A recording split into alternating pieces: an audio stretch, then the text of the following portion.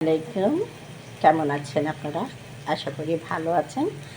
আমি আজকে কখনই এই ধরনের রান্না করছি না। আজকে রান্না করব। আজকে মানুষ হয়তো ফ্রাইড রাইস রান্না করে, আজকে আমি ভাত ভাজবো। কীভাবে ভাজবো সেটা আপনাদের সাথে শেয়ার করছি। কিছুটা লবণ দিয়ে দিয়েছি, কিছুটা কাঁচামরিচও দিয়ে দিলাম, কিছুটা সসেস দিয়ে দিয়েছি। ডিম ডিম যে শেষ হয়ে গিয়েছে আমি জানি না, কিন্তু এখন গিয়ে দেখি যে ডিম নেই। আমরা যখন অনেক ভাত থাকতো, আমার মা আমাদেরকে ভাত ভাজি করে দিত, অনেক এত মজা লাগতো, মানে খুব খেতে ভীষণ স্বাদ লাগতো। তো আমিও আপনাদের সাথে শেয়ার করলাম। কালারটা অনেক সুন্দর এসছে, কালারটা দেখতে ভীষণ লাগছে।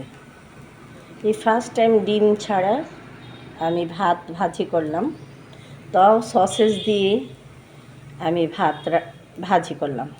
দেখি খেয়ে টেস্ট কী জিনিস সেটা তো বুঝতে হবে, অনুভব করতে হবে।